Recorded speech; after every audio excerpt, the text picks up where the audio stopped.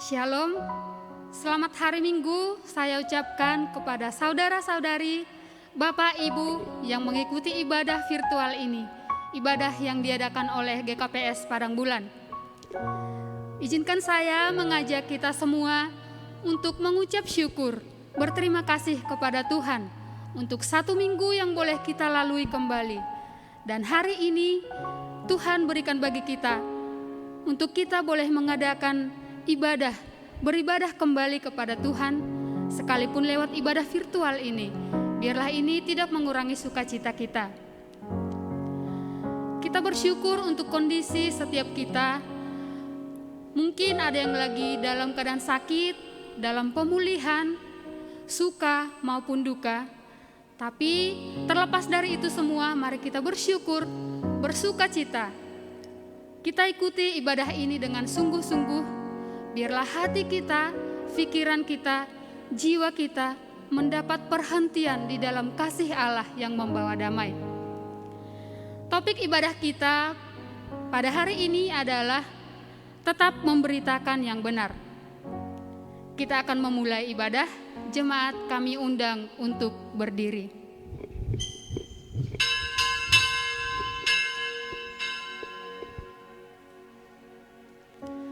Saat ini, mari ambil saat teduh sejenak di hadapan Tuhan.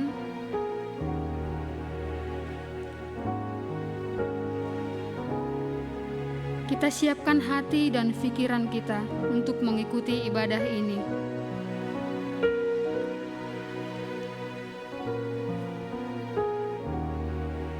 Arahkanlah hati dan pikiran kita kepadanya, Tuhan Allah kita. Ya Tuhan, kepadamu-lah kami datang untuk mendapatkan kedamaian yang tidak kami dapatkan di dunia ini. Engkaulah Tuhan yang kudus. Segala kehormatan dan kemuliaan adalah milik-Mu.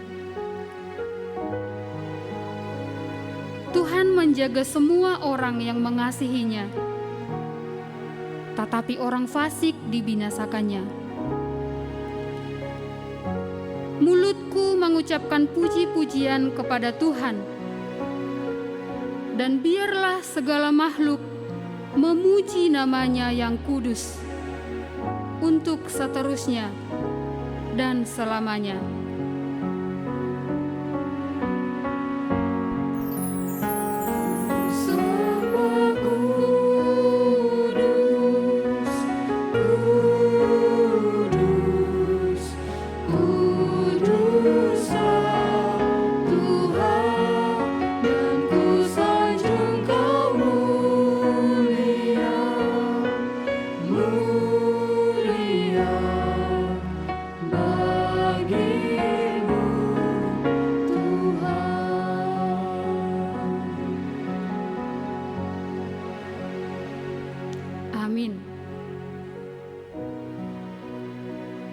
Di dalam nama Allah Bapa, Anak dan Roh Kudus, pencipta langit dan bumi.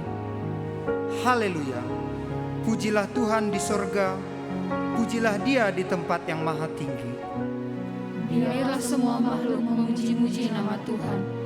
Sebab hanya namanya saja yang tinggi luhur, keagungannya mengatasi langit dan bumi. Dialah Tuhan Allah kita, agung dan semarak pekerjaannya. Keadilannya tetap untuk selama-lamanya. Pujilah Tuhan.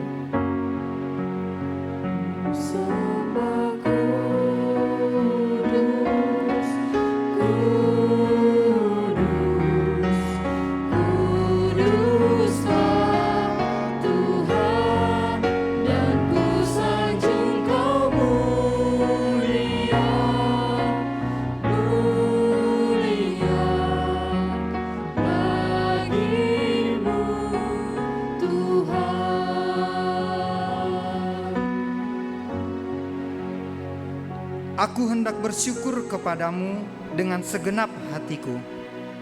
Di hadapan para Allah, aku akan bermazmur bagimu.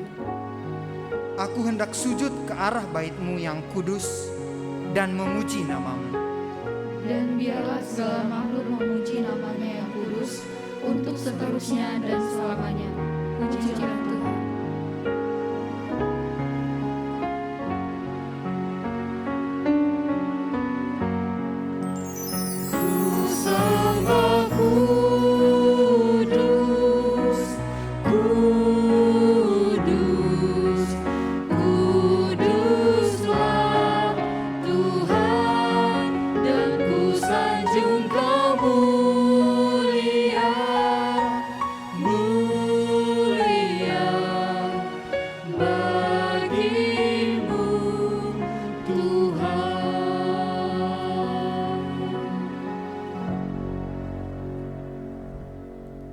Marilah kita berdoa.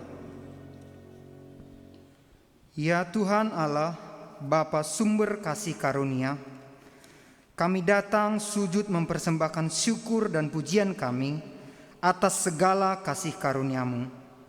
Engkau selalu menyertai kami sehingga bebas dari rasa takut dan khawatir.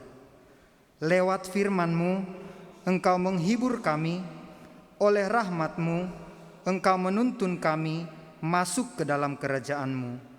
Kiranya Roh Kudus hadir di tengah persekutuan ibadah ini, sehingga kami kuat melawan hawa nafsu, tahu mengasihi sesama, dan selalu berjalan menurut kehendak-Mu. Kami naikkan doa ini di dalam nama Yesus Kristus, penebus kami. Amin. Jemaat dipersilakan duduk kembali. Tuhan itu baik jika kita memandang Dia dalam kerendahan hati dan dalam pengenalan yang benar, dan menyadari bahwa kita bukanlah siapa-siapa di hadapannya, tetapi semuanya adalah tentang Dia yang memberikan dan mengizinkan segala sesuatu bagi kita. Mari kita bersyukur untuk kebaikan Tuhan. Kita bernyanyi, kecaplah dan lihatlah.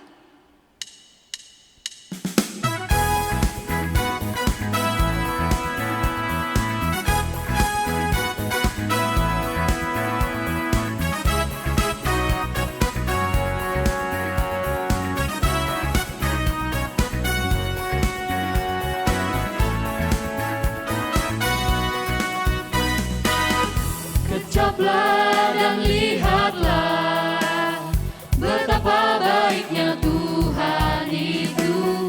Rasakan dan nikmati kasih setia Tuhan. Kecaplah, kecaplah dan lihatlah betapa baiknya Tuhan itu. Rasakan dan nikmati kasih setia Tuhan, kasih setia Tuhan. Syukur bagimu Tuhan, segala hormat bagimu Tuhan. Allah yang mengasihiku, Allah yang memeliharaku. Syukur bagimu Tuhan, segala hormat bagimu Tuhan.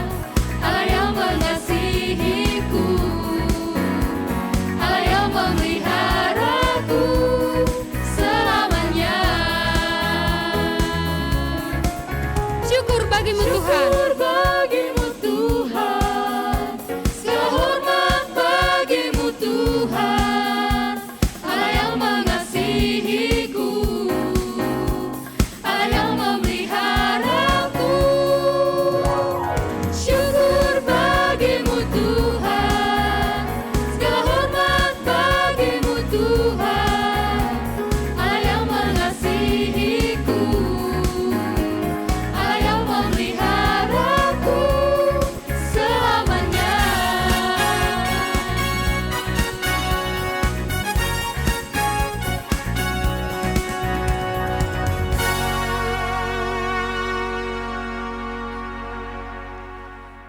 Jemaat diundang bangkit berdiri. Di hadapan Allah yang Maha Kudus, marilah kita mengaku dan memohon pengampunan atas dosa-dosa kita. Bapa Surgawi, Engkau mengetahui seluruh gerak hidup kami. yang menyimpang dari jalan-Mu, yang tidak seturut dengan kehendak-Mu. Ya Bapa, ampunilah segala kesalahan kami, kasihanilah kami.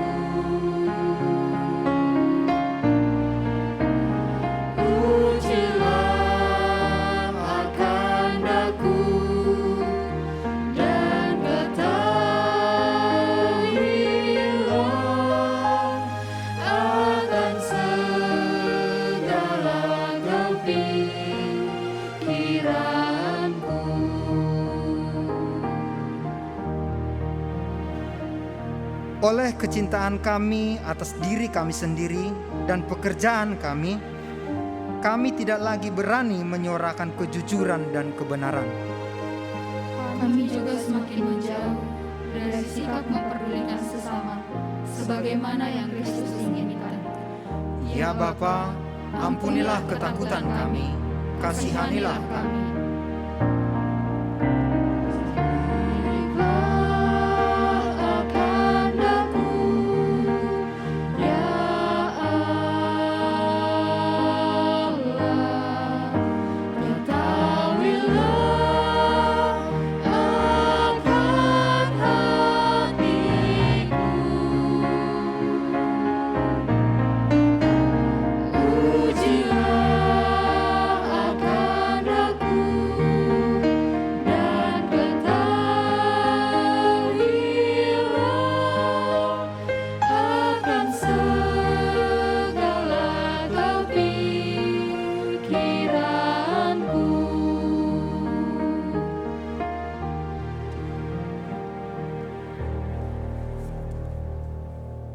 Firman Tuhan yang menjanjikan keampunan bagi kita diambil dari 1 Yohanes 2 ayat 1b sampai dengan ayat yang kedua. Firman-Nya, jika seorang berbuat dosa, kita mempunyai seorang pengantara pada Bapa, yaitu Yesus Kristus yang adil. Dan Ia adalah pendamai untuk segala dosa kita, dan bukan untuk dosa kita saja, tetapi juga untuk dosa seluruh dunia. Segala kemuliaan bagi Allah di tempat yang maha tinggi. Amin. Jemaat dipersilakan duduk kembali. Tuhan Allah kita adalah Tuhan yang di atas segala-galanya. Tidak ada perkara yang terlalu besar atau terlalu rumit untuk Dia lakukan, termasuk dosa kita. Tidak ada dosa yang terlalu besar untuk tidak Dia ampuni. Syukur bagi Allah yang telah mengampuni dosa-dosa kita. Mari kita responi pengampunan yang telah Dia beri. Kita bernyanyi, above all powers, above all kings.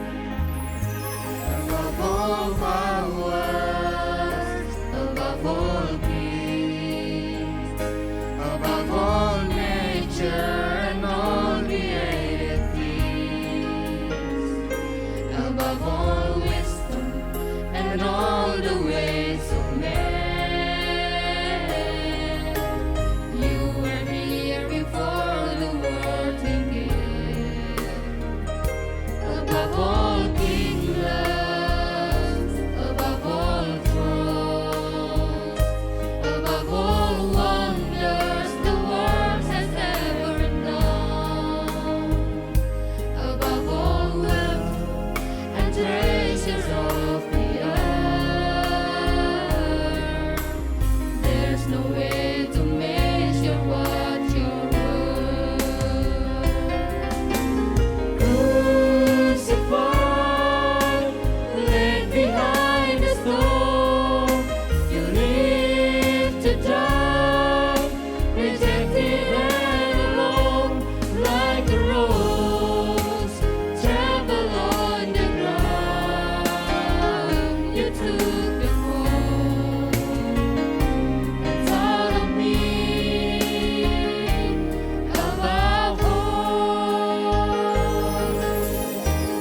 Kuasanya di atas segala kuasa yang ada di dunia ini.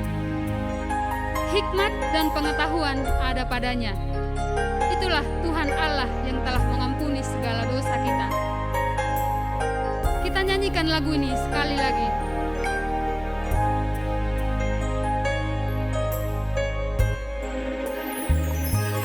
Above all powers, above all kings, above all nature and all created things, above all wisdom and all the ways of man, you were here before the world began.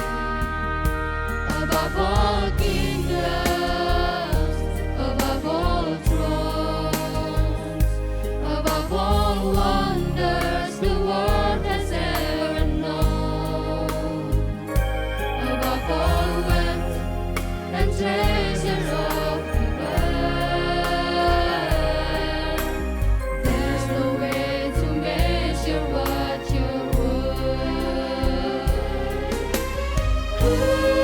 Crucified, laid behind a stone, you lived to die, rejected and alone, like a rose trampled on the ground. You took the fall and thought of me above all.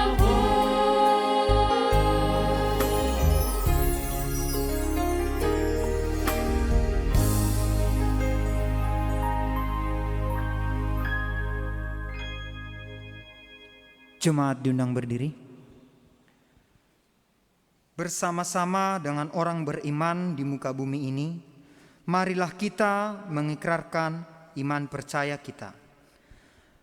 Aku percaya kepada Allah Bapa yang Maha Kuasa, Khalik langit dan bumi, dan kepada Yesus Kristus, anaknya yang tunggal Tuhan kita, yang dikandung daripada Roh Kudus, lahir dari anak darah Maria, yang menderita di bawah pemerintahan Pontius Pilatus, disalibkan, mati dan dikuburkan, turun ke dalam kerajaan maut.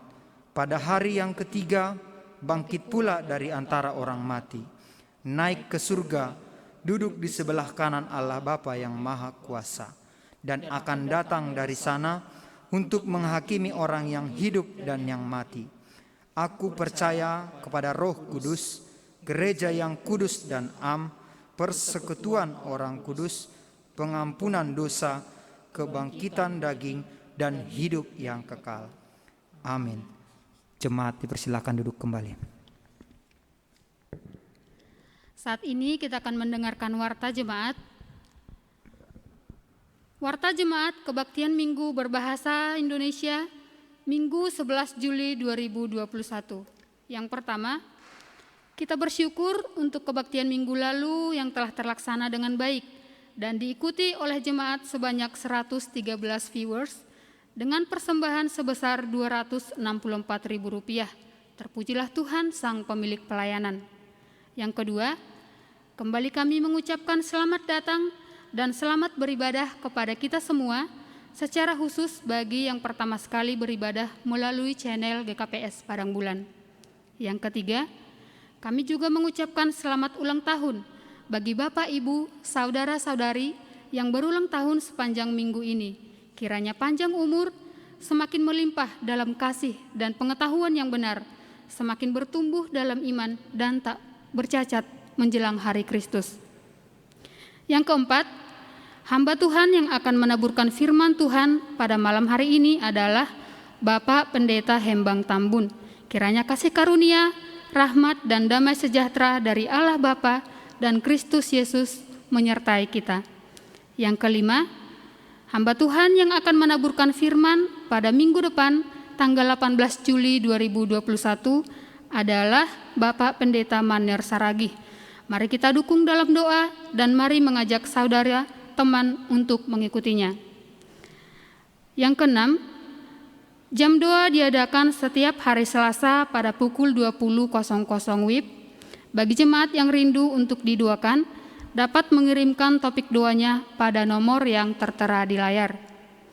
Yang ketujuh, kami tetap menghimbau kepada seluruh jemaat untuk tetap mengikuti protokol kesehatan dengan mencuci tangan, memakai masker, menjaga jarak, menjauhi kerumunan, dan mengurangi mobilitas, serta meningkatkan stamina dan makanlah makanan yang bergizi serta berolahraga. Demikianlah warta jemaat pada malam hari ini. Atas perhatian dan dukungan doanya kami ucapkan terima kasih. Kita satukan hati, kita berdoa. Tuhan Allah yang kami sembah dalam nama Putra-Mu Yesus Kristus, kembali kami datang ke hadirat-Mu ya Tuhan, melalui ibadah virtual yang kami adakan pada sore hari ini ya Tuhan, melalui channel GKPS Padang Bulan, kami mau tetap mensyukuri keadaan ini ya Bapa, ketika kami masih mempunyai media untuk melakukan ibadah. Kami boleh berada di tempat kami masing-masing, tetapi kami percaya, kami berdoa dan beribadah kepada Tuhan yang sama. Engkaulah itu ya Tuhan. Kami bersyukur ya Bapa, ketika kami boleh mengingat 1 minggu perjalanan hidup kami yang boleh kami lalui, semua adalah berkat Tuhan. Kami percaya Tuhanlah yang telah menuntun kami, suka duka maupun pergumulan yang kami hadapi sepanjang minggu ini, kami boleh melaluinya adalah kekuatan dan tuntunan yang daripada-Mu saja. Tuhan, ajarlah kami, berikanlah kami hati ya Tuhan untuk senantiasa bersyukur dan berharap hanya kepada-Mu saja. Tuhan, pada saat ini kami berdoa buat bangsa kami ini ya Tuhan, bangsa Indonesia. Kiranya Tuhan yang memberkati pemerintah kami, dari yang tertinggi hingga yang terendah ya Tuhan, kami serahkan ke dalam tangan-Mu. Engkau yang memberkati mereka Tuhan. Jadikanlah mereka ya Bapa perpanjangan tangan-Mu untuk melakukan, untuk membuat kebijakan sesuai dengan kehendak Tuhan di tengah-tengah negara kami ini. Secara khusus ya Bapa, dalam situasi pandemi COVID-19, Tuhan tahu keadaannya saat ini ya Tuhan. Dari data yang kami lihat, yang kami dapatkan ya Tuhan, dan berita yang kami dengar, terjadi angka yang meningkat. Tapi Bapa, kami tetap percaya kepada Tuhan. Tuhan tidak meninggalkan kami. Tuhan tetap beserta kami, dan semua ini adalah atas izin Tuhan. Dan kami percaya Tuhan memberikan kami kemampuan untuk menghadapi ini. Tuhan, berikanlah kami hikmat dan kebijaksanaan bagi semua masyarakat Indonesia ya Tuhan, untuk turut serta mensukseskan dan mengikuti setiap kebijakan yang telah pemerintah kami buat ya Bapa. Dalam PPKM yang diterapkan saat ini ya Tuhan, biarlah kami pun boleh turut mengikutinya, kami boleh taat menerapkan prokes dalam setiap aktivitas kami sehari-hari ya Tuhan. Tolonglah kami ya Bapa, dalam distribusi vaksin yang masih berlangsung hingga saat ini pun ya Tuhan, kami serahkan ke dalam tangan-Mu. Berkatilah setiap anak-anak Tuhan yang terlibat di dalamnya ya Tuhan, dan berkati juga setiap masyarakat, supaya kami boleh turut ambil bagian di dalamnya, dan kami bersedia untuk divaksin ya Tuhan. Biarlah semuanya itu menjadi ikhtiar kami, menjadi upaya kami Tuhan, di dalam memutus rantai COVID-19 ini.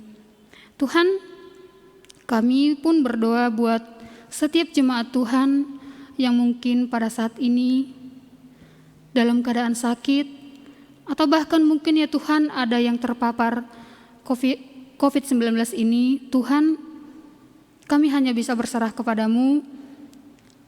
Berkatilah ya Tuhan setiap usaha yang telah dilakukan, berkati setiap tenaga medis yang menangani. biarlah semuanya itu boleh membawa kepada kesembuhan. Apabila jemaat Tuhan yang dalam pemulihan pun Tuhan, Engkau berkati, Engkau berikan kekuatan ya Tuhan. Tuhan tambahkan kesehatan bagi kami, setiap kami yang mengikuti ibadah ini ya Bapa.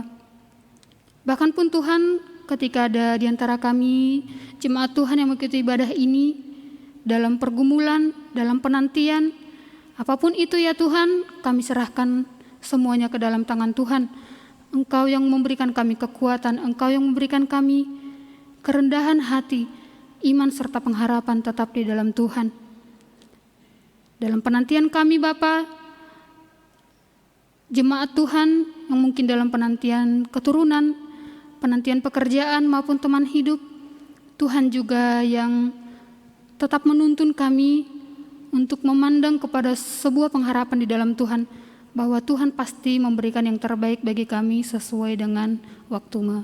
Terima kasih ya Bapa, sebentar kami akan mendengarkan firman yang akan dibawakan oleh hamba-Mu. Tuhan berkati hamba-Mu Tuhan untuk memberitakan kebenaran firman-Mu. Biarlah segala yang diucapkannya ya Bapa menjadi kehendak Tuhan untuk diperdengarkan di tengah-tengah kami melalui ibadah virtual ini. Terima kasih ya Allah. Inilah doa kami Tuhan, kami sampaikan melalui perantaraan Putra-Mu Yesus Kristus, Tuhan dan Juru Selamat kami yang hidup. Haleluya, amin.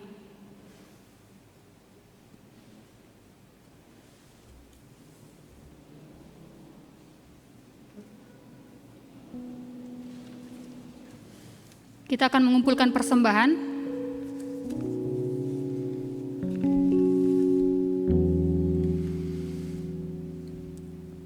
Saudara-saudara yang terkasih, ayat pengantar persembahan bagi kita dari Mazmur 54 ayat 8. Dengan rela hati aku akan mempersembahkan korban kepadamu, bersyukur sebab nama-Mu baik ya Tuhan.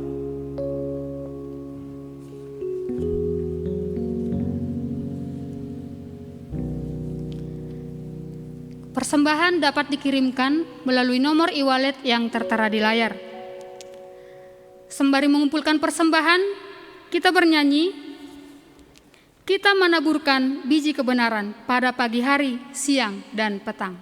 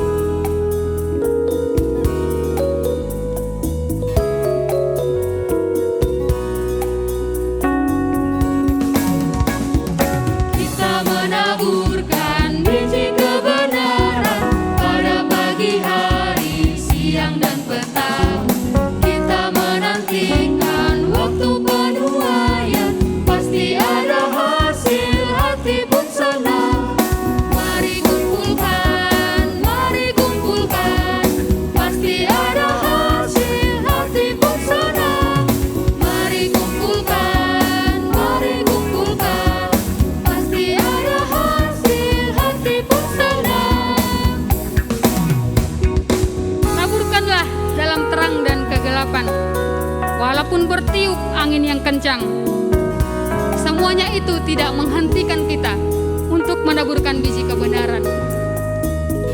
Kita nyanyikan lagu ini dari ayat yang kedua. Taburkanlah dalam terang dan kegelapan, walaupun bertiup angin yang kencang, kerja dan usaha akan digenapkan, pasti ada hasil, hati pun senang. Mari kumpulkan, pasti ada hasil, hati pun senang. Mari kumpulkan, pasti ada hasil, hati pun senang.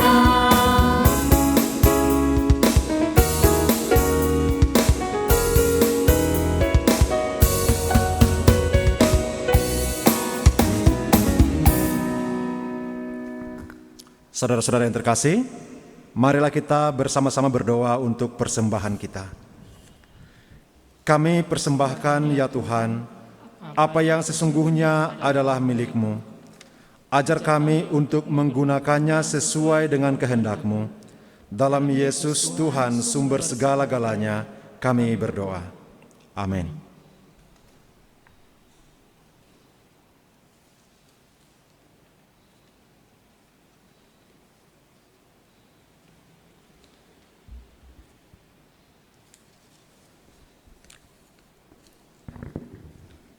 Firman Tuhan yang menjadi epistel bagi kita pada minggu ini diambil dari Markus 6 ayat 1 sampai dengan 6a. Demikian firman Tuhan.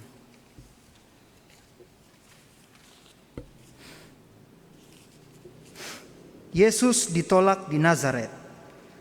Kemudian Yesus berangkat dari situ dan tiba di tempat asalnya. Sedang murid-muridnya mengikuti dia. Pada hari Sabat, ia mulai mengajar di rumah ibadat dan jemaat yang besar takjub ketika mendengar dia dan mereka berkata, "Dari mana diperolehnya semua itu? Hikmat apa pulakah yang diberikan kepadanya? Dan mujizat-mujizat yang demikian bagaimanakah dapat diadakan oleh tangannya? Bukankah ia ini tukang kayu, anak Maria, saudara Yakobus, Yoses, Yudas dan Simon? Dan bukankah saudara-saudaranya yang perempuan ada bersama kita?" Lalu mereka kecewa dan menolak dia. Maka Yesus berkata kepada mereka, "Seorang nabi dihormati di mana-mana kecuali di tempat asalnya sendiri, di antara kaum keluarganya dan di rumahnya. Ia tidak dapat mengadakan satu mujizat pun di sana, kecuali menyembuhkan beberapa orang sakit dan meletakkan tangannya di atas mereka. Ia merasa heran atas ketidakpercayaan mereka." Amin. Berbahagialah orang yang mendengarkan, merenungkan, serta melaksanakan firman Tuhan dalam kehidupannya sehari-hari. Amin. Saat ini, mari kita siapkan hati dan pikiran kita untuk menyambut kebenaran firman Tuhan. Kita bernyanyi, "Isilah mataku dengan citra salib-Mu."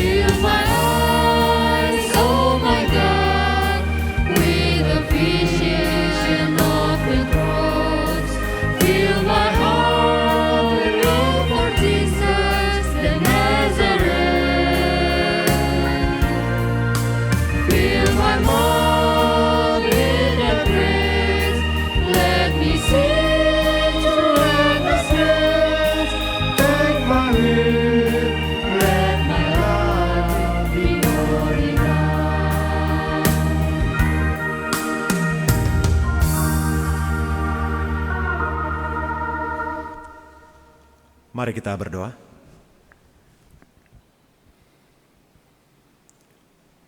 Kami sudah mempersiapkan hati kami Tuhan untuk diisi oleh kebenaran firman Tuhan. Biarlah kuasa Roh Kudus-Mu menyingkapkan pengetahuan kami, menyingkapkan penglihatan kami, menerangi hati kami, dan memberi kami kuasa untuk melakukan firman-Mu.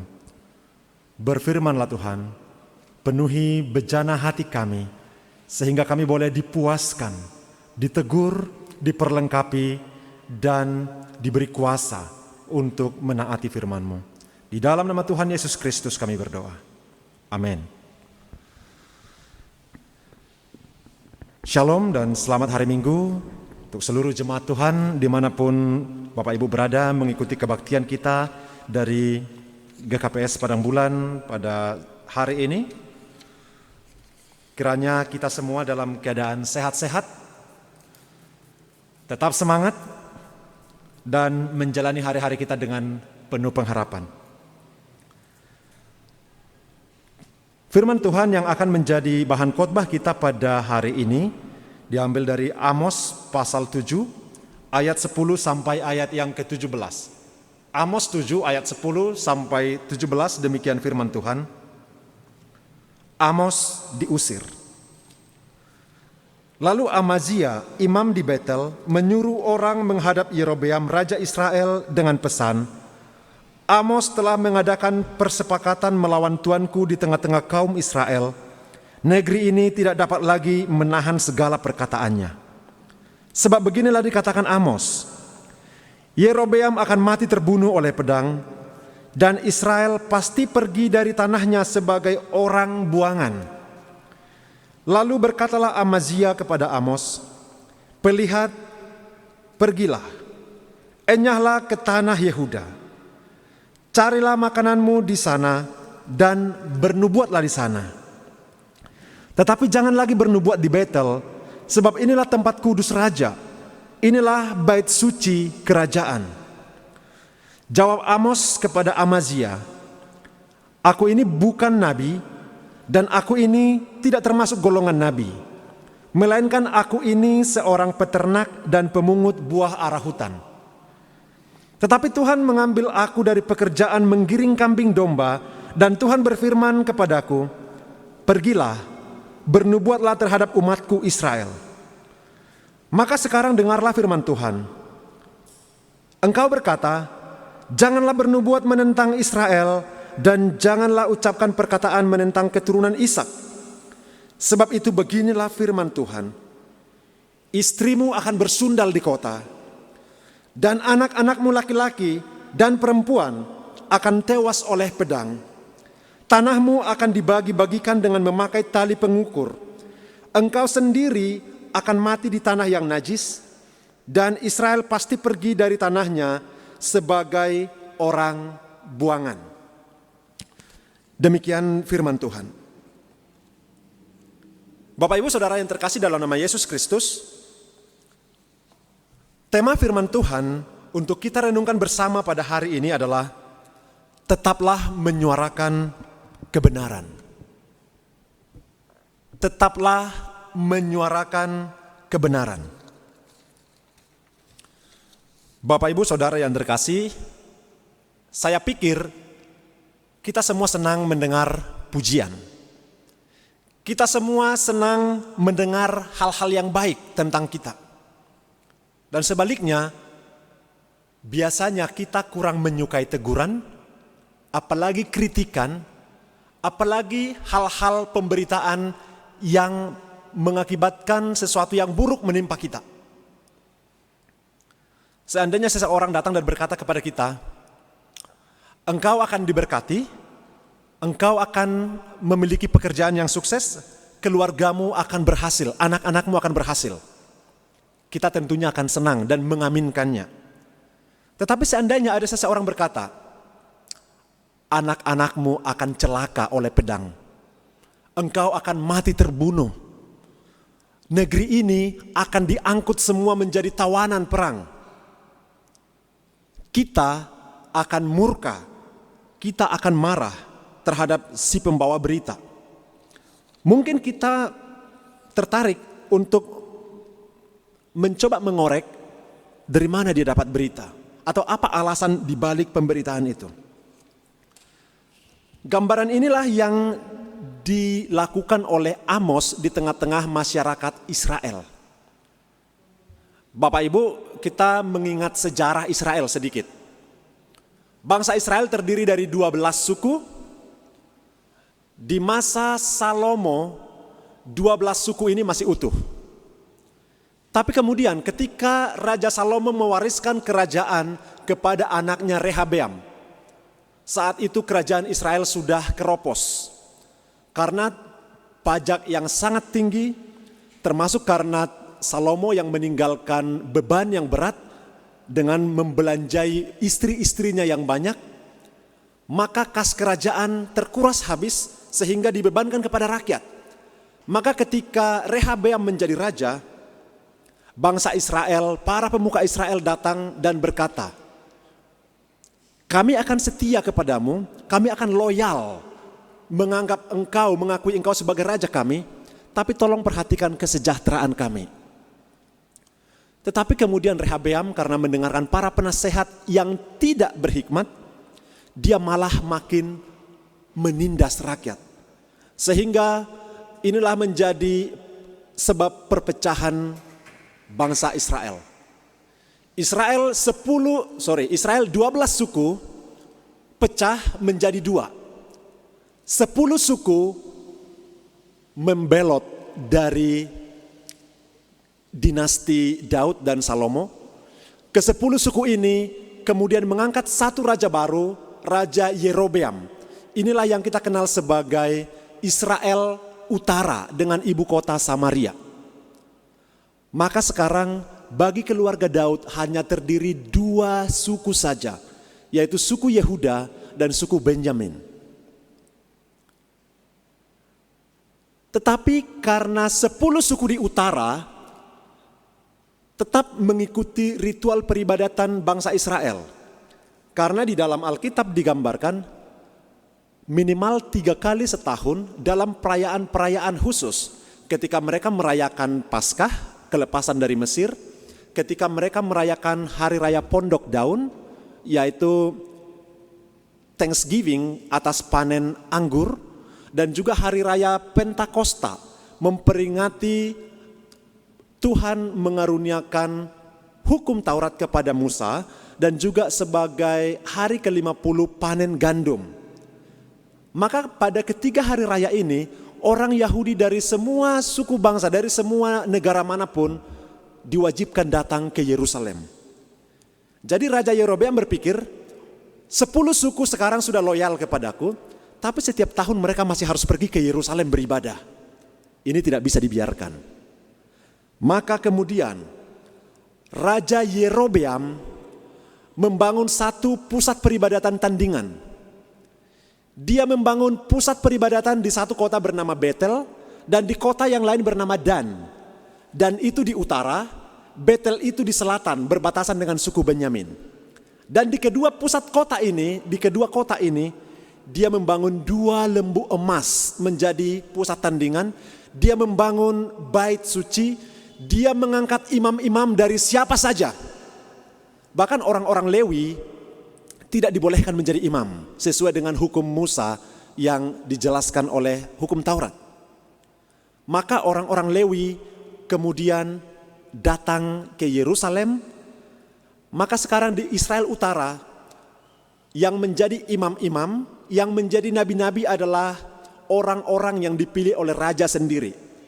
Jadi tidak heran semua jabatan yang menempati jabatan di kerajaan Israel Utara itu digaji oleh negara. Maka mereka bertanggung jawab untuk memberitakan hanya yang baik-baik saja. Maka termasuk di sini Amazia, imam di Betel, dia adalah seorang yang makan dari istana raja, dan dia bertanggung jawab menjaga stabilitas negara supaya mereka tetap bisa survive. Maka tidak heran ketika Amos datang, kestabilan semu yang dialami oleh masyarakat di Israel Utara menjadi goncang. Siapa Amos? Amos orang biasa, dia bukan imam, dia bukan nabi.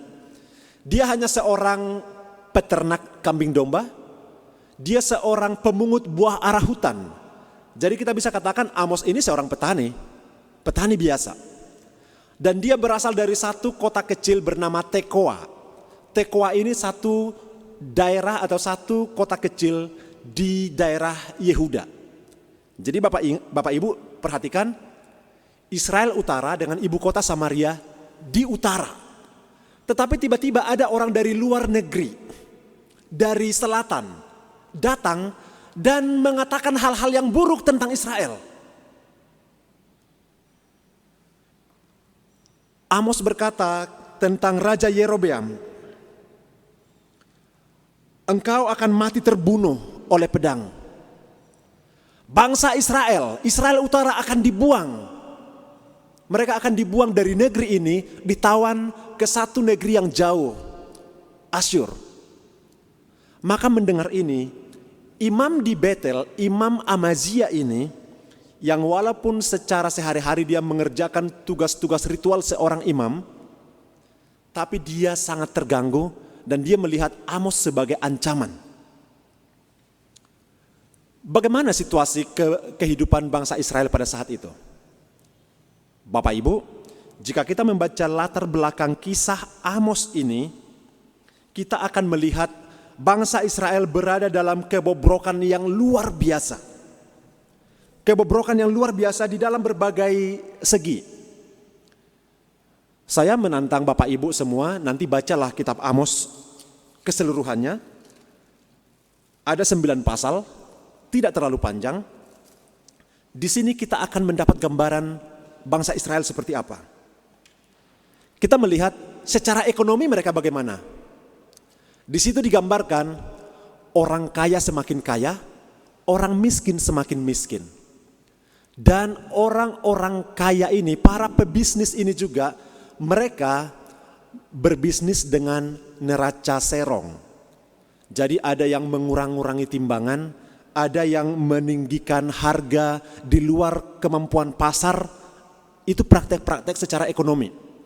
Orang miskin semakin melarat, semakin tidak berdaya.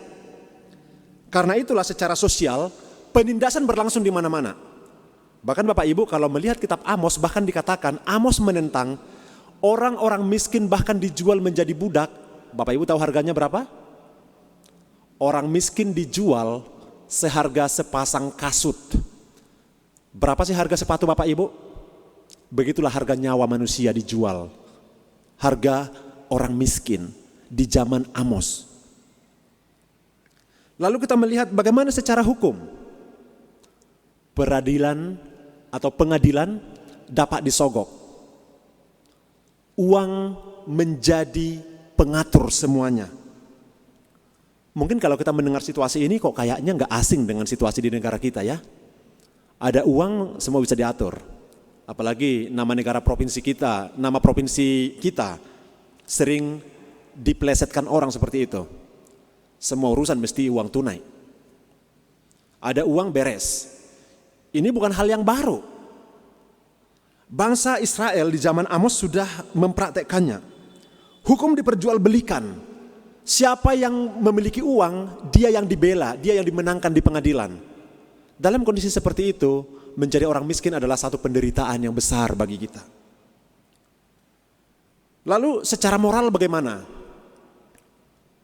Mungkin terkesan vulgar, terkesan parah juga.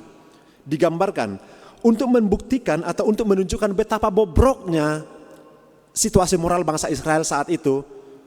Kitab Amos bahkan menjelaskan, seorang bapak dan anak laki-lakinya pergi menjamah seorang perempuan muda. Bayangkan, bapak dan anak melacur bersama, cari perempuan muda bersama-sama. Dan itu dianggap sebagai sesuatu yang biasa.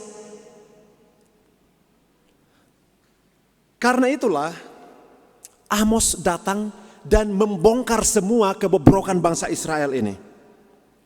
Tapi satu hal lagi Bapak Ibu yang ironis, yang menyedihkan.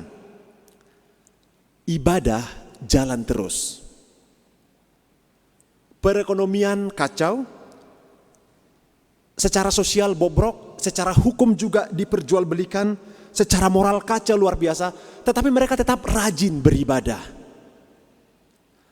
Karena itulah di pasal 5 kitab Amos ini, bahkan Amos berkata, firman Tuhan berkata kepada Amos, aku benci, aku membenci, aku menghinakan perayaanmu, aku tidak senang kepada perkumpulan rayamu, aku tidak suka lagu-lagu pujianmu, aku tidak suka dengan ibadahmu. Jauhkan, aku mual mendengarnya, kata Tuhan. Jadi Bapak Ibu bisa bayangkan betapa merah telinga Amazia, betapa merah telinga Yerobeam ketika mendengar berita ini. Perlu kita lihat, raja pertama Israel Utara adalah Yerobeam. Tetapi di zaman Amos ini Yerobeam yang berbeda. Ini sering disebut sebagai Yerobeam II, Yerobeam anak Yoas. Jadi ini bukan Yerobeam yang pertama. Tetapi satu persamaan dari semua raja-raja Israel Utara adalah mereka semua memberontak melawan Tuhan. Tidak ada satu pun yang menaati Tuhan. Nabi Amos bernubuat di Israel ini pada abad 8, sekitar abad 8 sebelum Masehi. Jadi sekitar 700-an tahun sebelum Kristus, di saat yang kurang lebih sama dengan Nabi Yesaya. Dan Amos berkata, Yerobeam, raja, engkau akan mati oleh pedang. Bahkan kepada Imam Amazia dia katakan, engkau akan mati di tanah yang najis. Anak-anakmu laki-laki dan anak-anakmu perempuan akan mati, tewas oleh pedang. Kalian akan diangkut ke pembuangan. Lalu apa yang terjadi ketika Amos menyampaikan kebenaran ini? Yang terjadi adalah dia mendapat penentangan dari semua petinggi di Israel Utara, khususnya dari Amazia. Mereka mengusir Amos. Amos difitnah, Amos dituduh dan diadukan kepada raja. Dan Bapak Ibu lihat apa tuduhannya. Di ayat yang ke-10, Amos dituduh makar. Amos dituduh sedang menggalang kekuatan, sedang berkomplot, mengadakan permufakatan jahat melawan kekuasaan raja. Bapak Ibu, di negara kita juga kadang-kadang hal-hal seperti ini terjadi ya. Ketika ada orang mengkritik pemerintah langsung dikategorikan makar.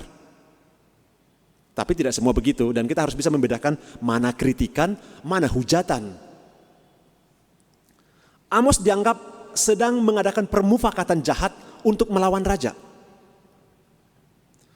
Bahkan dikatakan negeri ini tidak dapat lagi menahan segala perkataan Amos. Karena apa? Kurang ajar sekali. Masa dia mengatakan negeri kita akan diangkut menjadi tawanan ke Asyur. Lalu kemudian yang dituduhkan kepada Amos adalah, Amos, udahlah pulang, ini bukan kampungmu, ini bukan negerimu. Negerimu adalah Yehuda, kami negeri Samaria. Ngapain mengurusi negeri kami? Pergi, kembali ke negerimu. Bernubuatlah di sanalah kau cari makan. Jadi Imam Amazia menuduh Amos bahwa Amos ini bernubuat, ini demi cari makan. Ya terus terang Bapak Ibu, mungkin di institusi kita, di gereja-gereja, termasuk di negara kita, ada orang yang koar hanya demi dapat duit. Mereka tidak masalah siapa yang mengatakan kebenaran. Mereka tidak peduli soal kebenaran, tapi soal siapa yang bayar. Dan Imam Amazia menuduh Amos, kamu bernubuat ke sini karena bayaran. Please, go home. Pulanglah, pulang kampung kau. Di sana kau jual di sana khotbah-khotbahmu itu. Enggak laku itu di sini. Tapi bagaimana jawaban Amos? Halo Imam Amazia, saya bukan nabi. Saya bukan kelompok nabi. Artinya saya bukan nabi profesional yang dibayar. Ketika saya menyampaikan firman Tuhan ini, saya tidak dapat bayaran apapun. Saya tidak diuntungkan apapun. Saya bahkan tidak ada urusan dengan kalian. Tetapi Tuhan yang memanggilku, Tuhan yang menyuruhku, dan Tuhan yang meminta aku menyampaikan pesan ini. Jadi Amos berkata, ini adalah tanda ketaatanku kepada Tuhan yang memanggil aku untuk menyuarakan kebenaran. Jadi Bapak Ibu, apa yang kita lihat dari Amos ini? Menyuarakan kebenaran adalah panggilan setiap orang yang beriman kepada Tuhan. Menyuarakan kebenaran itu, poin pertama, menyuarakan kebenaran adalah panggilan Tuhan atas setiap kita. Amos berkata, aku bukan nabi. Kalau mungkin dalam bahasa modern sekarang bisa dikatakan, Amos berkata, aku bukan pendeta, aku bukan sintua, aku bukan pelayan Tuhan. Tetapi Tuhan menyuruhku untuk menyampaikan pesan ini kepadamu. Jadi kita melihat di sini, siapapun Tuhan panggil, siapapun Tuhan pakai untuk menyuarakan kebenaran. Jadi ini adalah panggilan kita, panggilan kenabian. Ketika kita melihat satu kondisi yang tidak berjalan seturut dengan kehendak Tuhan, kita menyadarinya, maka kita ditantang untuk menyuarakan kebenaran. Memang kita perlu mengevaluasi motif kita. Kenapa kita menegur seseorang? Di sini masalahnya, kadang-kadang saya menegur seseorang kenapa? Karena saya nggak suka dia. Karena nggak enak aja lihatnya. Berarti subjektif sekali. Itu hanya karena saya tidak suka. Kenapa kita menegur seseorang? Karena itu nggak sesuai dengan selera saya. Kenapa kita menegur seseorang? Karena dia akan mendapat keuntungan sesuatu, keuntungan yang lebih dari situ. Itu alasan-alasan yang keliru. Alasan kita menegur seseorang seharusnya karena sesuatu itu tidak sesuai dengan firman Tuhan dan kita tahu kebenaran, maka kita punya tanggung jawab untuk memberitakan kebenaran. Kita melihat satu situasi yang salah, lalu kita menyuarakan apa kehendak Tuhan di tengah-tengah situasi itu. So the motive is the truth. Bukan karena saya nggak suka, bukan karena dia bukan teman saya, bukan karena dia dapat keuntungan dan saya tidak kebagian. Tetapi karena kebenaran, karena dorongan dari Tuhan. Dan siapa yang bertanggung jawab untuk menyuarakan kebenaran? Kita semua. Semua orang yang percaya kepada Kristus. Semua orang yang dipanggil Allah. Mari menyuarakan kebenaran. Ini panggilan kita. Tapi poin kedua yang perlu kita lihat adalah ada konsekuensi ketika kita menyuarakan kebenaran. Ada resiko ketika kita mengatakan kebenaran. Apalagi Amos ini seorang peternak biasa, dia sedang mengkritik raja yang punya kuasa untuk menentukan kita bisa hidup atau tidak. Bapak Ibu bisa bayangkan kalau kita seorang karyawan biasa dan kita menegur bos kita menegur atasan kita menegur supervisor kita. Atau kita jemaat biasa, kita menegur pendeta kita. Kita tidak memiliki jabatan apa-apa di dalam pelayanan, tapi kita menegur orang-orang yang berwenang di situ. Kalau yang kita sampaikan adalah kebenaran seturut dengan firman Tuhan, sadarilah ada konsekuensi. Mungkin di gereja-gereja ya, kita melihat ketika orang-orang tidak sejalan dengan para pemimpin di atas, lalu mereka menyuarakan kebenaran. Sering sekali para pemimpin mempergunakan kuasa mereka untuk menyingkirkan orang-orang yang berbicara kebenaran.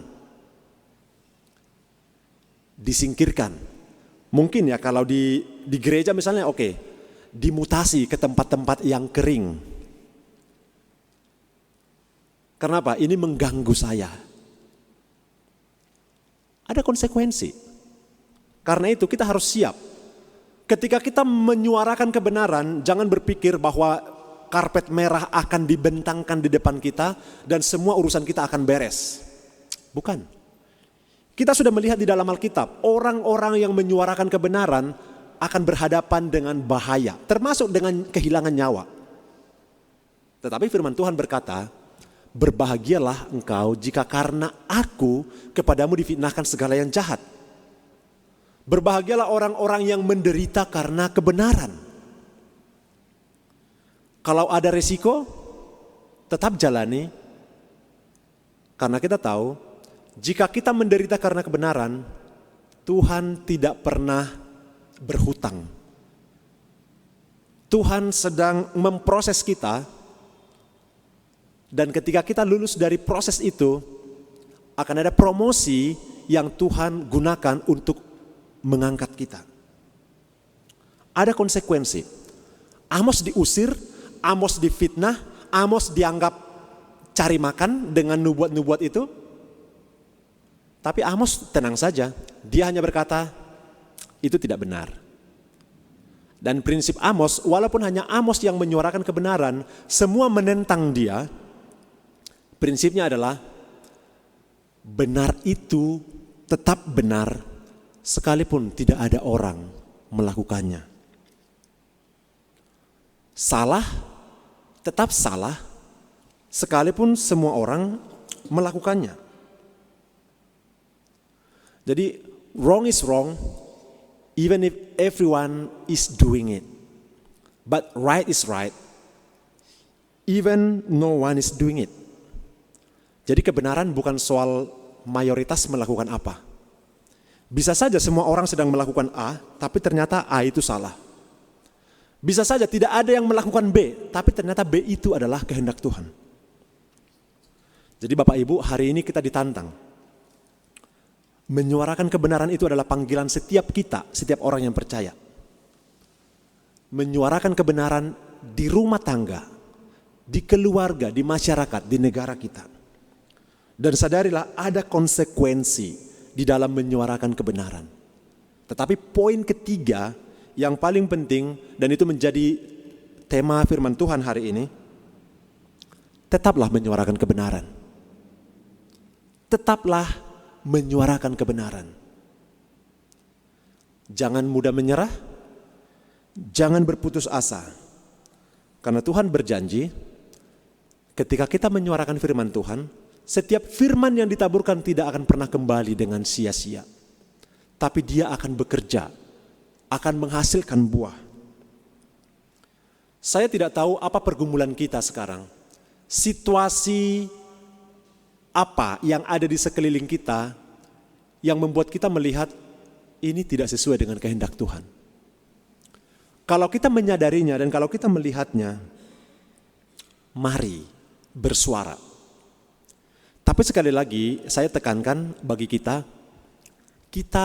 evaluasi dan kita cek and recheck apa motif kita menyuarakan kebenaran.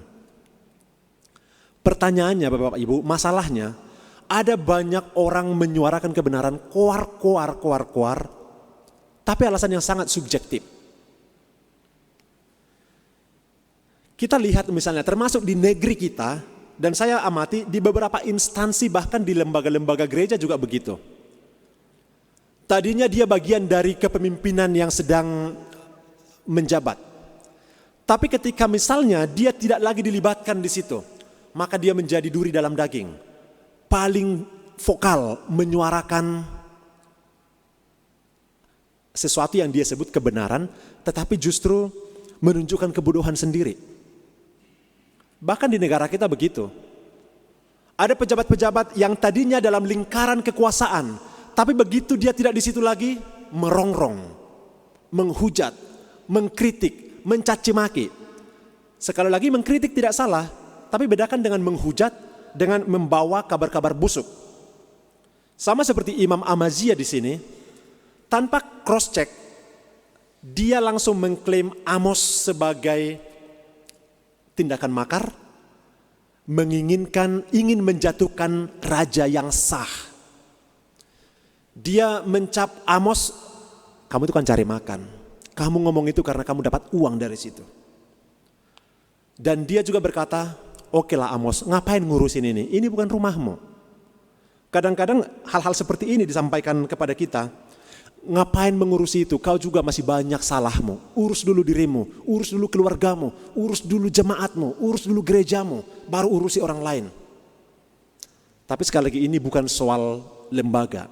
Ini bukan soal kedekatan kita atau kepemilikan kita terhadap satu lembaga. Tetapi jika Tuhan mengutus kita, taatlah, suarakanlah kebenaran. dan menyedihkannya Bapak Ibu. Amos sudah berulang kali menyampaikan kebenaran ini, tapi bangsa Israel tidak mendengarkannya. Para pemimpin Israel tidak mendengarkannya. Amos menyuarakan ini tahun 790-an sampai 740-an. Dan kita baca dalam sejarah Israel,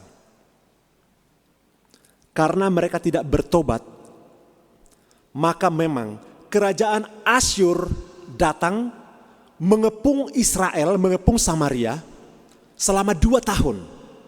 Sehingga mereka lemah, tidak berdaya, tidak ada lagi apa-apa yang dapat diandalkan. Maka kemudian bangsa Samaria ini, Israel Utara ini takluk, dan mereka dibawa menjadi tawanan ke Asyur. Menjadi tawanan, dibuang ke Asyur dan tidak pernah kembali. Itulah cikal bakal binasanya, habisnya bangsa Israel Utara. Itu terjadi tahun 723 sebelum Masehi. Jadi sebelum Tuhan menyatakan penghukumannya, dia sudah mengutus nabi-nabinya, sudah mengutus orang-orangnya untuk memperingatkan. Jadi kita juga Bapak Ibu, kalau kita sudah diperingatkan, mari miliki kerendahan hati untuk bertobat, berbaliklah. Kalau tidak, penghukuman yang berat sudah menanti. Jadi bangsa Samaria atau Israel Utara ini diangkut ke pembuangan, lalu sebagian masih ada yang tinggal di situ. Sebagian masih ada yang tinggal, dan untuk melemahkan orang-orang Israel yang masih tinggal, supaya mereka tidak memiliki kekuatan untuk memberontak nanti melawan Asyur, bangsa Asyur mengimpor bangsa-bangsa lain yang bermacam-macam dari berbagai daerah dikirim ke Samaria. Maka terjadilah perkawinan campur di Samaria. Mereka menyembah dewa-dewa, menyembah berhala-berhala, dan itulah yang menyebabkan nantinya bangsa Israel Selatan, Yehuda, menjadi benci dengan Israel Utara atau Samaria. Kalau kita baca di Yohanes 4 nanti, perempuan Samaria di sumur itu heran ketika Yesus meminta air minum. Karena katanya orang Israel tidak bergaul dengan kami orang Samaria. Karena apa? Di mata orang Israel, orang Samaria ini adalah orang-orang yang sudah cemar, yang sudah najis. Karena mereka sudah campur baur, perkawinan campur dengan bangsa-bangsa lain. Mereka menyembah ilah-ilah lain dan mereka tidak lagi taat kepada Allah Israel. Jadi Bapak Ibu, kondisi yang bobrok dari bangsa Israel ini sebenarnya akarnya satu. Ketika mereka meninggalkan Tuhan, ketika mereka meninggalkan peribadatan yang benar dengan tidak menyembah Tuhan, maka kehidupan mereka menjadi kacau. Sosial, ekonomi, hukum, moral, peribadatan semua menjadi dosa. Dan Amos memberitakan pertobatan. Kalau tidak bertobat, maka mereka akan dihukum. Jadi Bapak Ibu, mari menyuarakan kebenaran. Tapi di sisi yang lain, mari membuka hati terhadap teguran. Mari merespon secara positif teguran yang disampaikan kepada kita. Apakah itu oleh hamba Tuhan, apakah itu oleh para pelayan di gereja, atau oleh orang Kristen biasa. Orang-orang yang Tuhan kirim untuk menegur kita atas kesalahan dan dosa kita. Jangan berfokus kepada orang yang memberi teguran, tapi berfokuslah kepada pesannya. Kebenaran itu dari siapapun sumbernya, jika memang itu kebenaran dari Tuhan, kiranya kita dengan rendah hati mengakuinya. Mari belajar dari Amos, sekalipun banyak tantangan, tetap suarakan kebenaran, tapi jangan salah. Mari suarakan kebenaran dengan kasih Tuhan. Karena Amos ingin melihat Israel Utara bertobat dan diselamatkan, walaupun mereka memilih untuk dihukum. Tetapi mari suarakan kebenaran dengan taat kepada Tuhan. Suarakan kebenaran bukan karena kebencian. Suarakan kebenaran bukan karena kita sendiri dirugikan. Tetapi suarakanlah kebenaran karena kita menaati Tuhan. Suarakan kebenaran sekalipun ada banyak tantangan. suarakan kebenaran supaya firman Tuhan ditegakkan, dan suarakan kebenaran supaya umat Tuhan juga hidup sejahtera. Mari terus menyuarakan kebenaran dengan setia. Amin. Mari kita berdoa.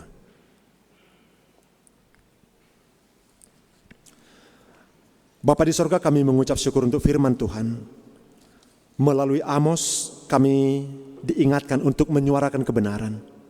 Dan biarlah sebagai orang-orang yang sudah mengenal Kristus, ketika kami sudah mengenal Kristus, kami sudah dimerdekakan.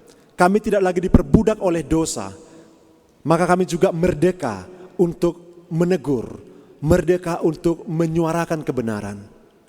Dan biarlah Tuhan yang memberi kami hikmat, dan juga memberi kami motivasi yang didorong oleh kasih, sebagai tanda ketaatan kami terhadap firman Tuhan ketika kami menegur orang lain.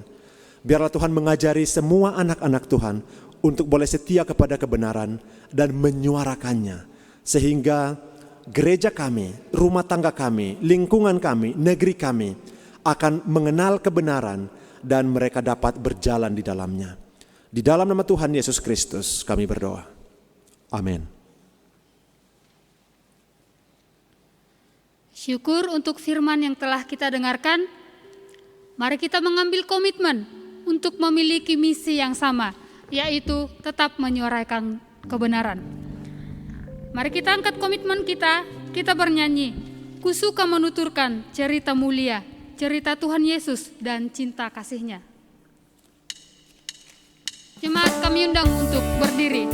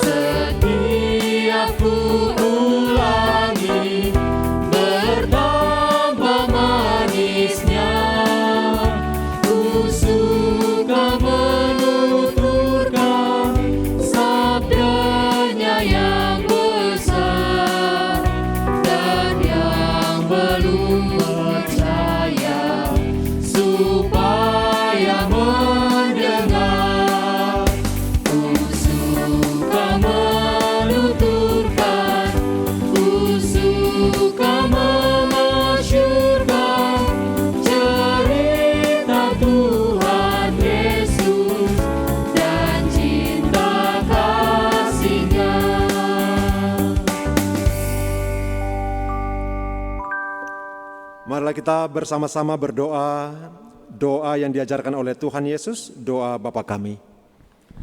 Bapa kami yang di sorga, dikuduskanlah namamu, datanglah kerajaanmu, jadilah kehendak-Mu di bumi seperti di sorga. Berikanlah kami pada hari ini makanan kami yang secukupnya, dan ampunilah kami akan kesalahan kami, seperti kami juga mengampuni orang yang bersalah kepada kami. dan janganlah membawa kami ke dalam pencobaan, tetapi lepaskanlah kami daripada yang jahat. Karena Engkaulah yang punya kerajaan dan kuasa dan kemuliaan sampai selama-lamanya. Amin. Jemaat yang dikasihi Tuhan, pulanglah dan jalanilah hidupmu dalam sejahtera dan terimalah berkat Tuhan. Anugerah Tuhan kita Yesus Kristus, kasih sayang Allah Bapa kita, persekutuan dengan Roh Kudus, itulah yang menyertai, memelihara dan memberkati kamu sekalian, hari ini, besok, bahkan sampai selama-lamanya. Amin.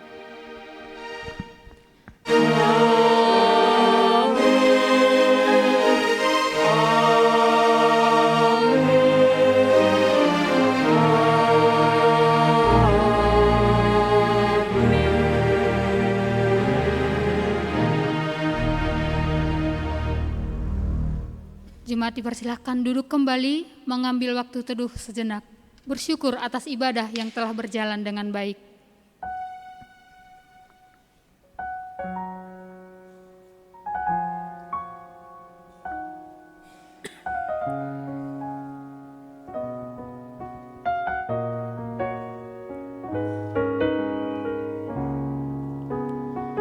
Amin. Untuk mengakhiri ibadah, mari kita bernyanyi, "With Christ in the vessel we can smile at the storm."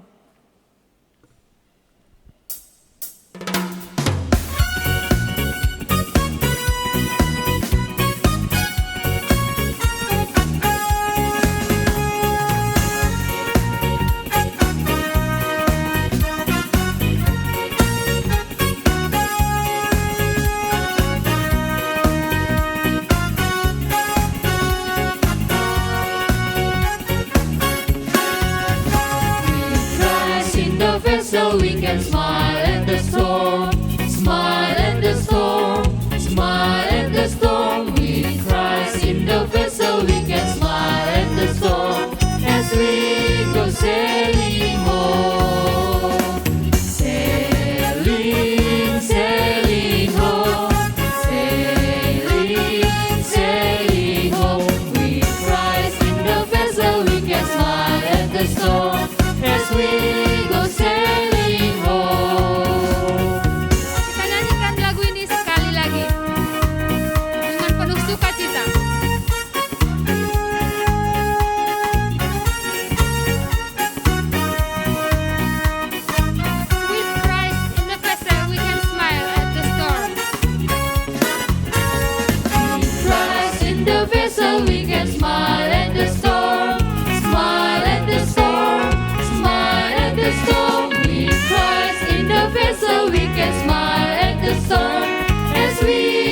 Sailing home, sailing, sailing home, sailing, sailing home. With Christ in the vessel we can smile at the storm as we go sailing home. Sampai bertemu kembali di ibadah selanjutnya, Minggu 18 Juli 2021. Tuhan memberkati.